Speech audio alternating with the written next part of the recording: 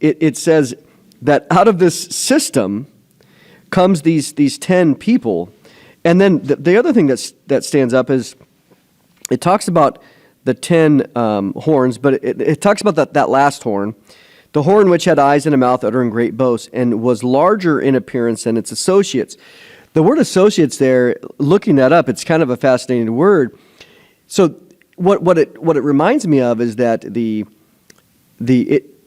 kind of has similarities. So I wonder, I don't know, I'm not saying this dogmatically, I wonder whether the coming Antichrist will be a technocrat himself, because he has these associates and he arises up, but his appearance is larger than those surrounding him.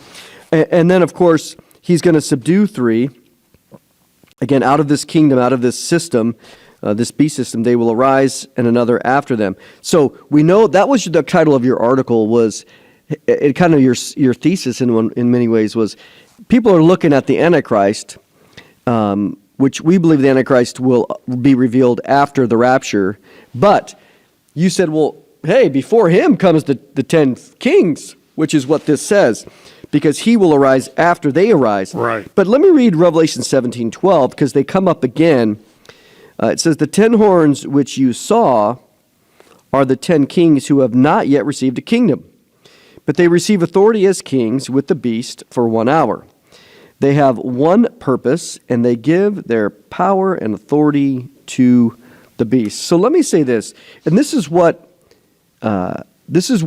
is important, because most people are going to go, as you said earlier, Gary, when people think of a king, they think of a dynasty like Prince Charles, you know, Queen Elizabeth, then to Prince Charles, and then to his son William.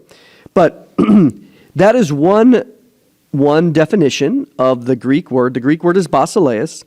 And if people want to look this up, people ask me all the time, it is the BDAG, B-D-A-G, which is it's the best Greek lexicon that New Testament scholars use in understanding the Greek of what we call the Koine period of the time of the Bible.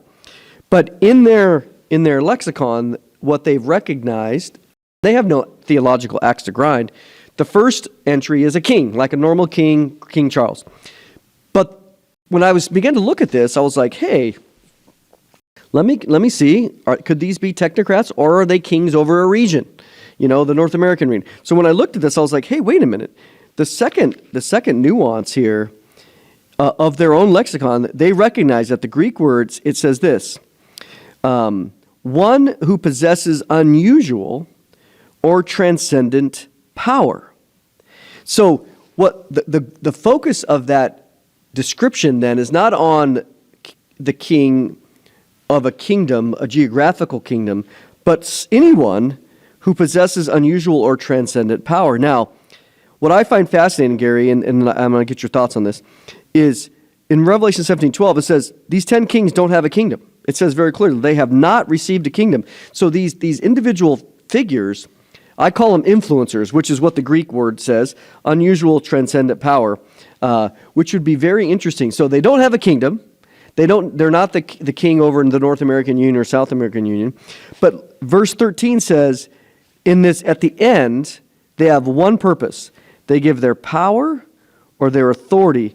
And both of those words, authority can mean capabilities, or certainly power is also influence. So that's why I call them the 10 influencers. They give their influence and their power. Let me make a just cut in here. You said influencer, and I want to react to that quickly and then give it back to you. Because an influencer today is someone who is able to handle mass amounts of information. We call it, information processing. That's the term that has come up. We think of computers, and now we're thinking of supercomputers so vast in nature that they're going to have to be powered by a nuclear reactor. We're talking about artificial intelligence. And so what you were talking about in terms of information could be, I think, explained by what's happening right now. There are a lot of influencers in the world today who are computer influencers.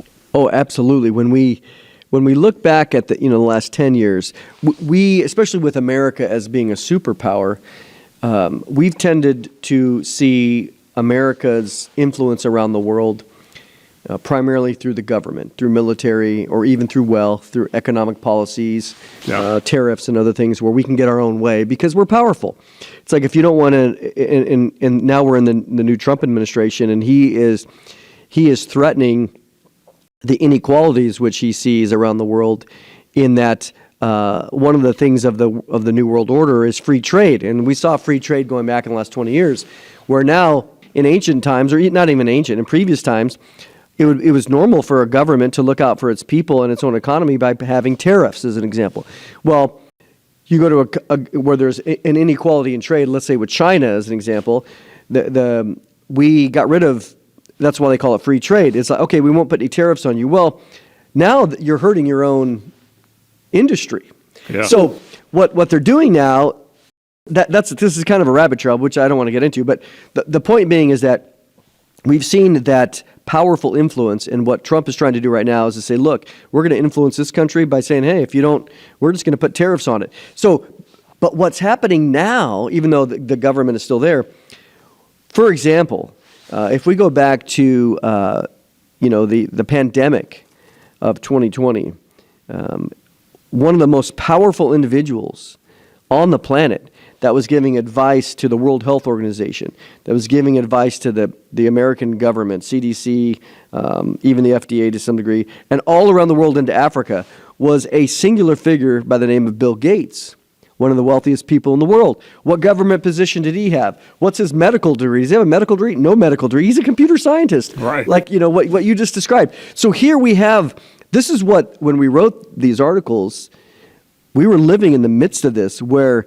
at the time, one of the most powerful people in the world was a non-government person. He didn't have a position, but yet he could go to Africa and he could make requirements even to the World Health Organization, which would then be extended to the rest of the world.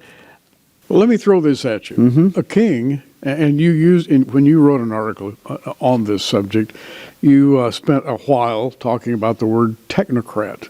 And you and I both pulled that word up, and I think it's a very important word for the world today. Yes, yeah. Because a technocrat can become dominant, and he can control everything of a single order around the whole world.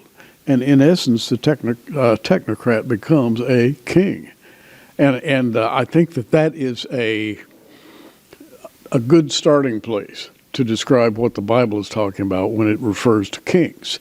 We might call them technocrats today, or we might find another word, but it implies power. It implies someone who controls a vast span of information that causes the movers and shakers of the world to sit up and take notice. And when the technocrat says, do this, they do that. So that's a king.